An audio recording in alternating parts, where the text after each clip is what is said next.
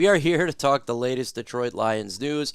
A lot to go over. Can't wait to get into it here on Lions Nation Unite on this Wednesday. Snowy Wednesday here in Zeeland, Michigan. We got some snow on the ground. Hopefully everybody had fun on Halloween and trick-or-treating with your kids, getting some of that candy, enjoying some family time. Without further ado, let's get this thing started.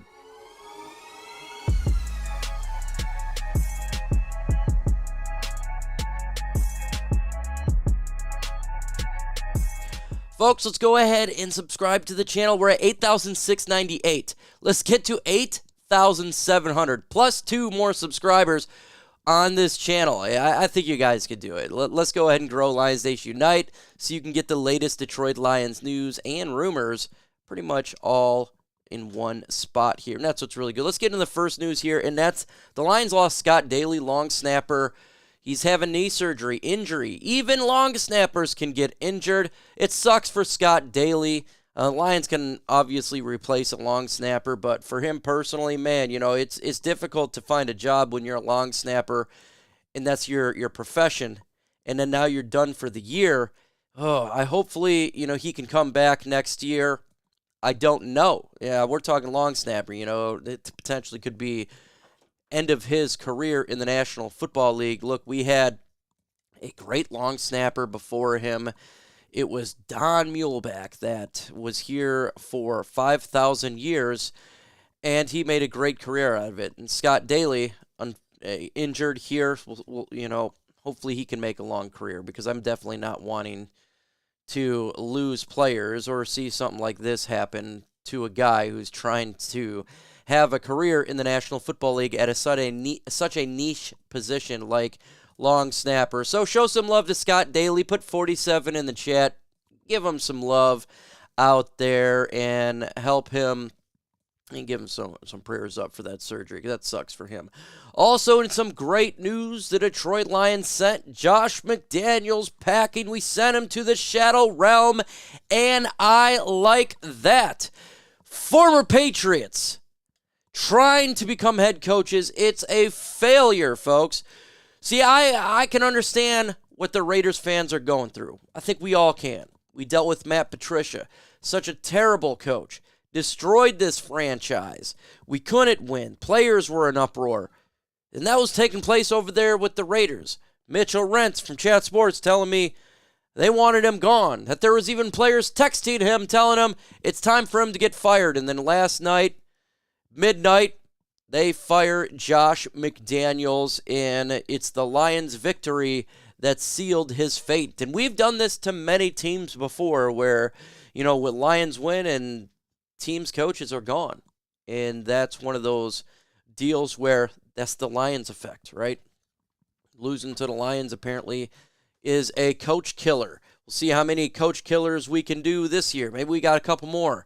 I don't know. We got Chicago coming up. Maybe that's the end of them, right? The Lions beat them twice. But look, happy for Vegas Raiders fans. You know, Josh McDaniels is not fit to be a head coach. He went to Denver. He was terrible there. Terrible in Raiders. Who knows? Maybe another person will give him a job. I doubt it. He'll probably go back to the Patriots with Bill Belichick, just like Matt Patricia did. So the Detroit Lions made a big trade. Everybody know. Well, I don't want to say big trade, but they traded for Donavan Peoples-Jones, 6th-round pick in 2025 from the Cleveland Browns. I like this trade alone, and the reason I like this trade is he brings different facets to the wide receiver position that we don't have. He can do X and do the long pass. He can. That's what he's fast, and he's a big body. He can do that. He's also scrappy. He could block well, and he's good in the slot. Like, he's a do-it-all type of wide receiver. We didn't need to get a number 1, number 2, number 3. We need to get a replacement for Marvin Jones Jr. Not only is he a replacement, but he's an upgrade for Marvin Jones Jr. He hasn't done a whole lot this year because right now the Browns have issues at the quarterback position with backups, and Deshaun Watson has been nothing close to what he was the Houston Texans. Their offense is having issues. Last year, Donovan Peoples-Jones, about 850 yards. He's a good player. He can get it done. Former Michigan guy. comes back home to the Lions, and I think he's going to be used here for the Detroit Lions quite a bit, and he's got a bye week to learn a little bit of this offense and get some snaps in there. Do I think it's an indictment on Jameson Williams? No. I think it's more the fact that they needed the depth. Because what if happens if you lose Amon-Ra St. Brown for a game or two? Man, the offense does take a hit. Even though earlier this year we played without him and it kept going on, and that's great. But if you're going to be going against better teams such as the playoffs, you need to have all your talent there, and he can fill in if there's an injury, maybe to Josh Reynolds too, or anybody at the wide receiver position. You got another guy that can come in and make plays, and he could do it all. X, Y, all of it. And it's cheap. We're talking about a 2025 sixth-round pick. That's nothing. That's absolutely nothing. So I feel like the Lions won this trade. I know some Browns fans are not happy about it. And I was reading their articles, and they're kind of dumbfounded with the trade. He was getting a lot of snaps for them, and he is a good player internally. A lot of people like him. He's a hard worker. He's a Dan Campbell type of guy. And so I think it's a good trade. Did I want the Lions to make more trades? Yes. Am I disappointed? Yes. But just on this trade alone, I like this trade. I do. And I think the Lions are going to use him right. Ben Johnson will get him the football. And it's just another weapon for Jared Goff in this offense. Strength to strength. This offense is dangerous. Once we get our offensive line back after the bye week, you got a top 5 offensive line. In my opinion, you got a top 5 running back game in a duo. Let's do trio with David Montgomery, Jahmyr Gibbs, and Craig Reynolds. Your running backs are great. Your offensive line, great. I feel like the wide receivers are now great. It was we looked at the wide receiver position as probably the least part of this offense. Now it's really good. St. Brown, Josh Reynolds, Khalif Raymond, Jameson Williams, Donavan Peoples-Jones. Then you got Antoine Green and a developmental player right there. That's really good. The tight end position, Sam Laporta. He's killing it. Jared Goff distributing the football. This offense is dangerous, and it just got even more dangerous. It's going to continue to put up points. We struggle a little bit in the red zone. He's good in the red zone.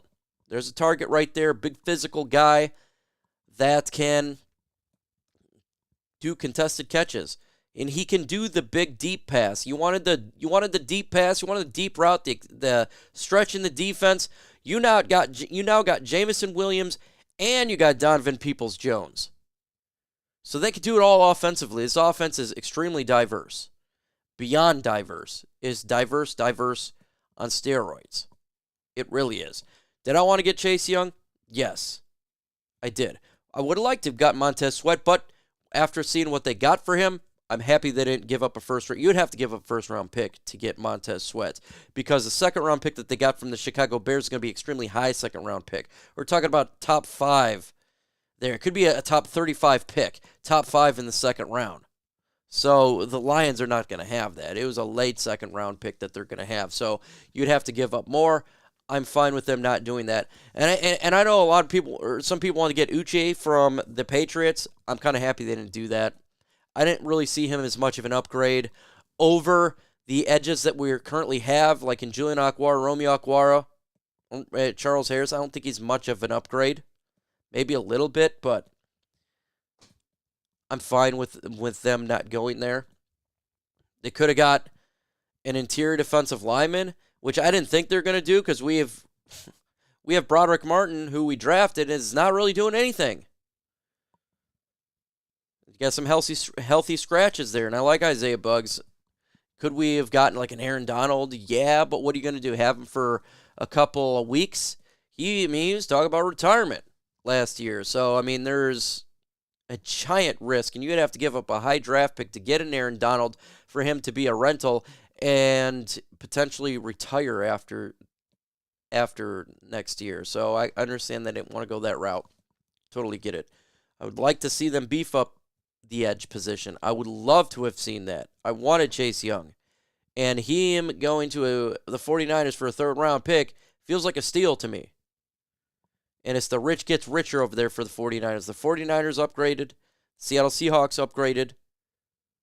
The Philadelphia Eagles upgraded.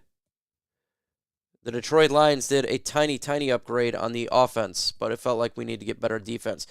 James Houston could be coming back here in December, so that could be one of the reasons why they didn't do it, because he is good.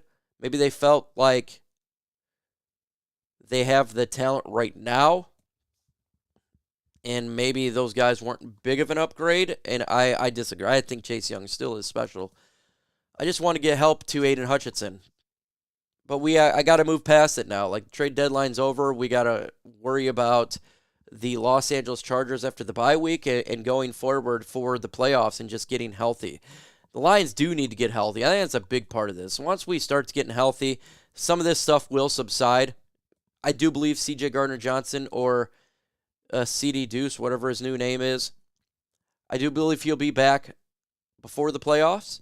James Houston, I think, will be back before the playoffs. That's two giant pieces for the Lions defense that will get better.